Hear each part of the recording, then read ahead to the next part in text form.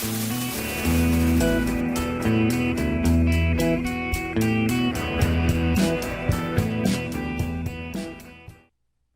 again, welcome back to INST 314, Statistics for Information Science. We're continuing our journey on basic data management in R, and where in the previous video we learned how to bring data into R and look at things like variables and data frames. In this video, we're going to start learning how to explore the data, see what's inside of it in terms of its summaries, and what sort of things we can do when we want to look at parts of the data instead of the whole piece. Go ahead, let's get started. So in this topics video, we're going to be talking about summarizing and subsetting the data. And we're going to start with talking about its shape and its structure. So we said before that you can bring data into the data sets. So one of them might be empty cars, which is a built-in data set that talks about cars. And we can view it with that spreadsheet type view if you wanted to just get a quick visual inspection of what it's going to look like. The view function is not going to be good for getting summary information. It's just a brief, quick, take a glance, see what it looks like sort of thing. And just keep in mind that these data frames are organized in rows and columns, and the columns can have different data types when they're a data frame, not a matrix. I can use the head function to list out the top few rows.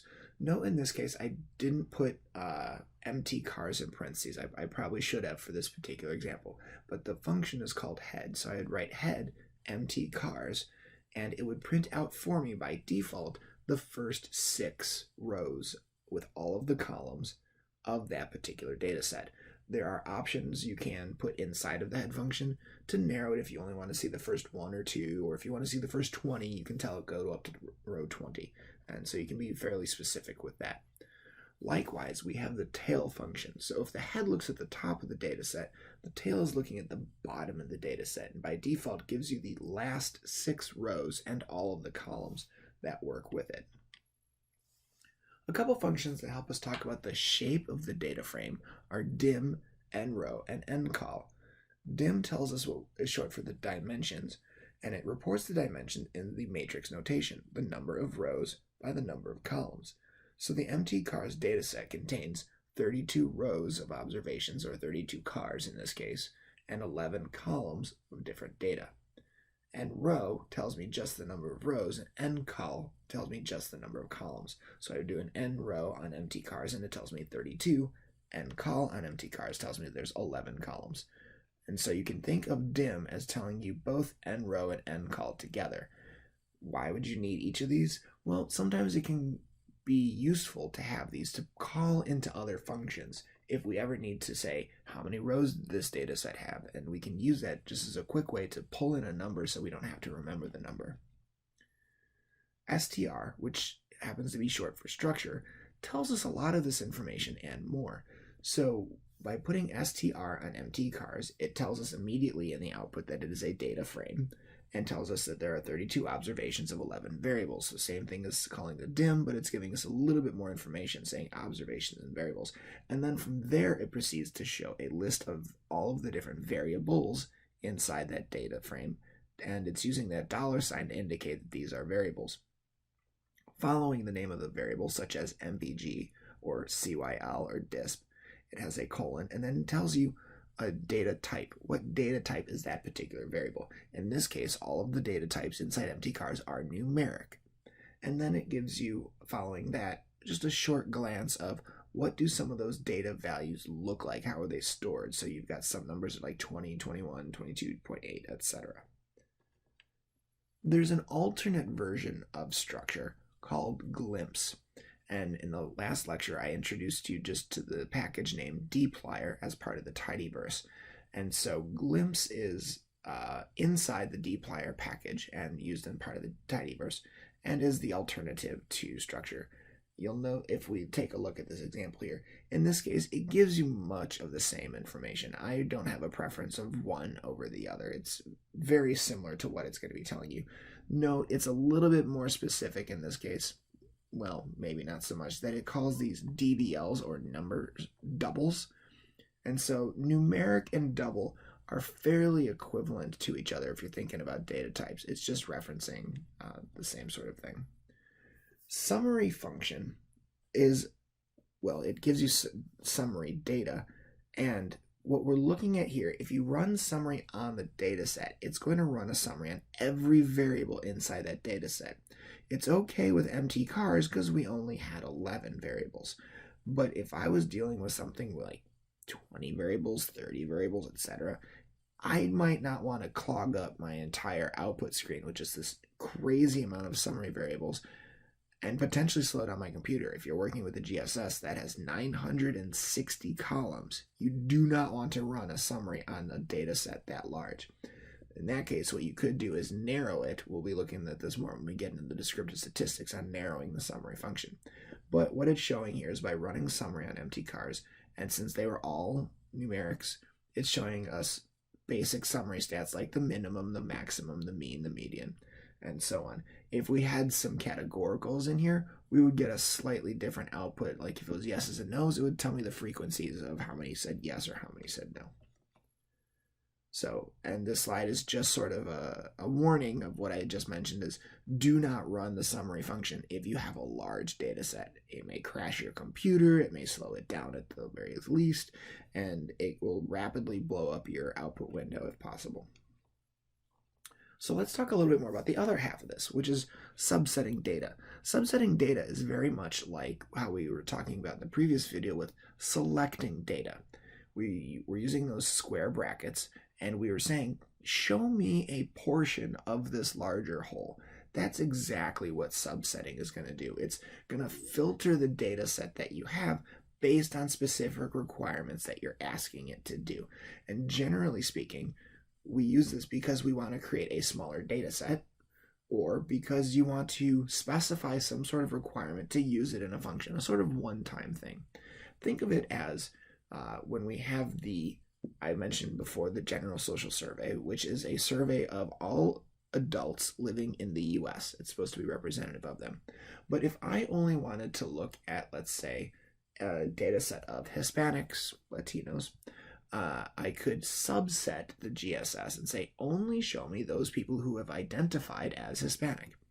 And there's a variable in there, we can filter through it, and then I can assign that into a different data frame.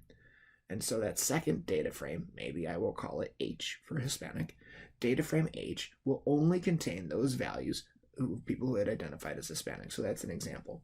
But what I could do also is if I was doing, let's just say, a summary of age, and I wanted to see what were these summary statistics of the ages of people who identified as Hispanic, I could do an age summary call, and then inside that one line say, only give me those people who identified as Hispanic. So we're going to take a quick look at that.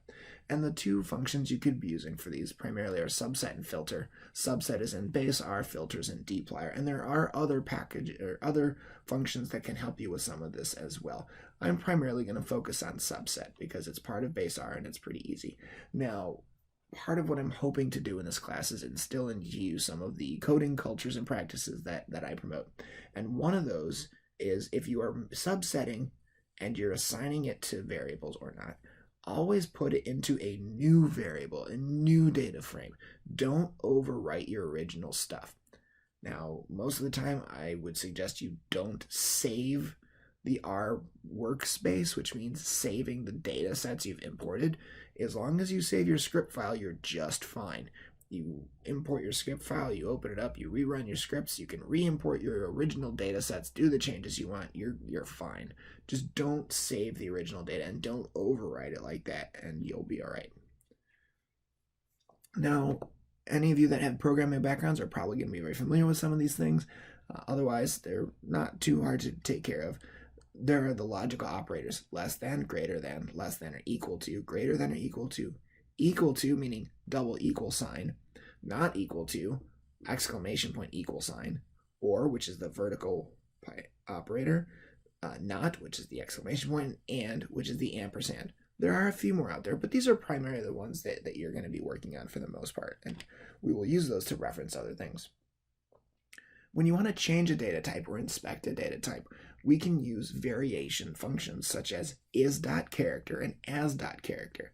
Is.character will look at the values inside of a variable and say, is this a character? Is it a factor? Is it a numeric? And it will tell you true or false for each of those. as.character, as.factor, or as.numeric will be used to change that data type. So if I have a group of characters and I want to turn them into numbers, I use an as.numeric and it will change that into them. And I can make those into new variables, or I can just reuse it like it's where it's at right there. Now, I have a warning on there. It says watch the value coding in as.numerics. We're going to be coming into statistical tests later, and I will warn you guys again about this when we get there. Some of those tests will need to have variables that have numbers. And you can use an as.numeric on something and it will change those values into numbers, but it will mean garbage. Just complete trash. And you can put trash into a statistical test. It's going to see numbers and it's going to give you output, but that output's going to be trash. So it's going to be very important to understand the data that you're using before we stick it into the various analyses that we're working out. And then I just have a note that says we can nest functions, including these. I could have something where I say, here's a factor, but I'm going to turn it into a character, and then I'm going to turn it into a number. So we'll work on some of those later on. So I'm just going to give you a few brief examples here of creating some new data sets that we can subset. So in this case, and you'll get some of the script code for this later so you can see how I created it, I made a data set called test. It contains 6 names, along with their gender, which is identified by a sex variable, age, how much money they're making in a thing called salary, and house. 1 if they own a house, 0 if they don't. No, there's an NA with a surrounded by less than greater than symbol, and that's the indicator that we have a missing value. So Sean on row 3 is missing the gender variable. If I want, I can make a subset on this. So I use the subset function, and I said, make me a new data frame that only contains those values from test if those individuals made more than $80,000. So in the function, I start with subset, I open a parenthesis, I write test in to say, go look at the test data frame, comma, then look at the salary variable. So it's test $salary to say, look inside that test data frame and look specifically at the salary variable. And then I'm using the greater than or equal to, then typing out the $80,000 to say it's somebody who makes $80,000 or more. And I'm saving that into a new object called test80. When I run test80, I see that I am getting 4 of my 6 previous respondents, all of whom make $80,000 or more. I have a small screenshot there of something that popped up in the R environment, and it kind of just shows you there that you still have test and test80. Test had 6 observations, test80 only had 4, and they both have the same number of variables, which is what it should be. I can also combine some of these subset requests. So in this one, I'm saying, give me a new data frame that contains those who make $80,000 or more and identified as a male. So in this case, I'm using the subset function, opening my parenthesis, looking at the test data set, comma, just as it had before, test $salary to look at the salary variable, greater than or equal to 80,000 for the amount of the salary. Then I'm using the ampersand to say and test $sex to look at the gender variable, double equals, so we're looking for an exact value, male in quotes to indicate that we're looking at something that's string oriented. So I'm saying look at salary and gender that meets these 2 conditions, and I'm saving it as a new variable called, this says test 75 men. I think I have a little glitch here when I was making these on which screenshots I was typing in and using. But it should say test 80 men, and as it prints out there's only one male, Rahul, who made $82,000 and identified as male. And I have a small screenshot underneath to just kind of show you everybody who was in there originally, and I drew some red lines through everybody who did not qualify. They may have met 1, but not both of those, or neither of them. So there was only 1 left out of the 6. So instead of doing salary and male, I could do the $80,000 salary or male. So it's the same exact line of code as before, but instead of using the ampersand, I'm using the vertical line or operator. So then it says, look inside test, look at the salary greater than or equal to 80,000 or male. Now when I run this, I'm saving it as test 80 men 2. And when I run test 80 men 2, I get everybody. Well, that's weird. Why did I get everybody? Well, if we look a little bit closer, we would note that everybody of the 6 satisfy at least one of the criteria. Jose is male, only makes 75,000 though, but that's okay. He's male. He satisfied that one. Rahul satisfied both. Sean didn't have a gender identified, but made 91,000, so we met the salary. Karen identified as female, but met salary. Tyson met male, but not salary. And Maria met not the gender, but the salary. So everybody happened to be included because they met at least one of the two criteria. So we can also do something that was just being called inline subsetting as well. It's the same process of what we had before, but what we were doing before was using a subset function and assigning those values into a new variable. But the process of using the square brackets and changing things is a very similar thing here. So we're starting with age. So we're using that test data set I made, and we're doing test $age. We can see all 6 ages of the individuals, and then I can say, show me the ages. So test $age, open the square brackets, then say, go look at the test variable. So test $sex equals female. And that says, go ahead and list all of the ages of people identify as female. One of the odd quirks is that for some unknown reason, I still don't know the underlying mechanics, but when you ask for something specific like that, it will include the missing values. So we got the NA in there as well. If you don't want the NAs, then we have to add a little bit more. So in the next line, we have test $age, and I say, only give me those who identified sex equals to female, ampersand for and, apostrophe, I'm sorry, not apostrophe, exclamation point, is.na as in is missing. So we're saying is not missing on the gender variable. And then it takes out the NA. We only have left with those who identified as 40 and 26. I then can use a table function, which we'll look again a little bit more when we get to descriptive statistics. And I can say, give me a table of those who have ages and identified as female. And tables by default will drop missing values. There's an option you can add to them to print them.